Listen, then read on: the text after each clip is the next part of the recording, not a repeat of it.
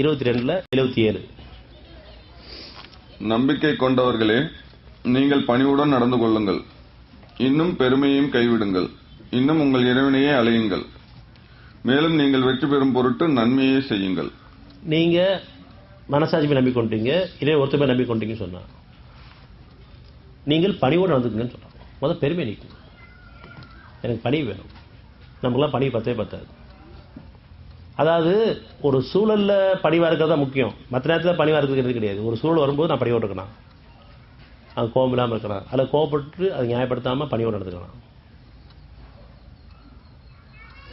கோபப்படாமல் இருக்க உயர்வான நிலை, கோபப்பட்டு நியாயப்படுத்தாமல் இருக்க அடுத்த நிலை. உயர்வான வாழ்க்கை வாழணும். கோபமே இல்லாத நிலைக்கு உயரணும்.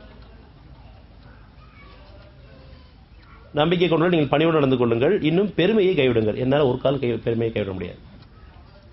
இது வாழ்க்கை ஃபுல்லாக கேட்க வேண்டிய பிரார்த்தனையா இருக்கு. என் பெருமை வந்துடக்கூடாது, பெருமை வந்துடக்கூடாது, பெருமை வேண்டாம், பெருமை வேண்டாம், பொறுமை வேணும், பெருமை வேண்டாம், பொறுமை வேணும். என்ன கஷ்டம் நமக்கு.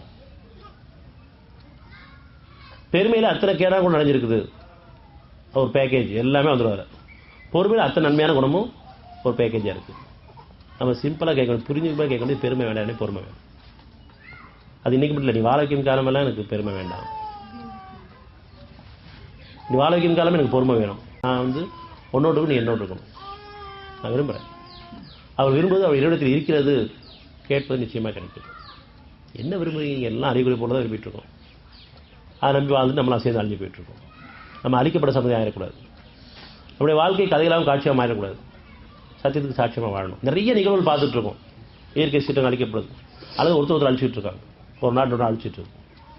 இதெல்லாம் கண்ணில் காட்சியாக வர காரணமே இந்த சூழல் நமக்கு வந்துடக்கூடாது. மனித அழிக்கக்கூடாது, இயற்கை சீரம் அழிக்கக்கூடாது. நம்ம சத்தியத்துக்கு சாட்சியமாக வாழணும். அப்படி சாட்சியால் வாழணும்னு சொன்னால் பெருமை நீக்கப்படணும், பணிவு நமக்கு வேணும். விரும்புகிறோம். மனசில் யாரை பற்றி வீணான எண்ணங்கள், எந்த நல்ல எண்ணத்தை தவிர கெட்டது நமக்கு எதுவுமே வேணும். அந்த நல்ல எண்ணம் கூட இறைவன் கொடுத்து வாழ வச்சுட்டு நன்றி கொடுக்கணும் இல்லையா? அவங்க தனியாக பாராட்ட போகுதுன்னு வச்சுக்கூடாது. நானும் ரொம்ப பொறுமையாக, நீங்கள் ரொம்ப பொறுமையாக இருக்கீங்கன்னு பேசி ஒருத்தருக்கு பாராட்டிக்க வேண்டாம். அல்லாவுடைய உதவி இல்லாமல் நீங்கள் பொறுமையாக இருக்க முடியாதுன்னு சொன்னதுக்கப்புறம் அவன் நம்மளை பொறுமையை கொடுத்து வாழ வச்சுட்டு நினைக்கிற வழியே நம்ம பேசும்போது சில நேரம் நான் ரொம்ப பொறுமையாக இருக்கிறேன், நீங்கள் ரொம்ப பொறுமையாக இருக்கீங்கன்னு சொல்லிட்டு ஒருத்தருக்கு பாராட்டிக்கிறோம். மறைய வர முடியும். அவன் தான் பொறுமை கொடுத்து வாழ வச்சுட்டு இருக்கான். எந்த நன்மை நம்மகிட்ட இருந்தாலும் மற்றவங்க இருந்தாலும் இறைவன் கொடுத்து வாழ வச்சிருக்கான். அந்த நன்றியோடு நினைவு வேண்டும். எந்த தீமை நம்மகிட்ட இருந்தாலும் அவங்க பாவங்களுக்கு மன்னிப்பு மீள விரும்ப வேண்டும். லேசான சுகமான வாழ்க்கை.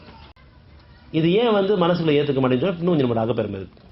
அந்த அகப்பெருமை நீங்கிற வரைக்கும் நம்ம சுகம் திறந்துட்டு இருக்கோம். ஒட்டுமொத்தமாக நீங்கிருச்சுன்னா அப்புறம் சுகமான வாழ்க்கை தான். அது வரைக்கும் நம்ம ஒன்று வேண்டாம் கேட்டே இருக்கணும். நம்பிக்கை கொண்டு நீங்கள் பணிவு நடந்து கொள்ளுங்கள். இன்னும் பெருமையை கைவிடுங்கள். இன்னும் உங்கள் இறைவனையே அழையுங்கள். இது நேரான பாதை. எந்த ஒரு தேவைக்கும் பாதகம் உதவிக்கும் எங்கிட்ட தீமை மீண்டும் நன்மை வாழ்றதுக்கும் உங்கள் இறைவனையே அழையுங்கள். என்னோட அருள் யாருக்கும் தடுக்கப்பட்டதா இல்லை, எல்லாருக்கும் பொதுவானது. யார் தீவிர விலகிறதுக்கு விரும்புகிறாங்களோ அவங்களுக்கு உதவி செய்யாமல் யாருக்கு உதவி செய்யப்படும்.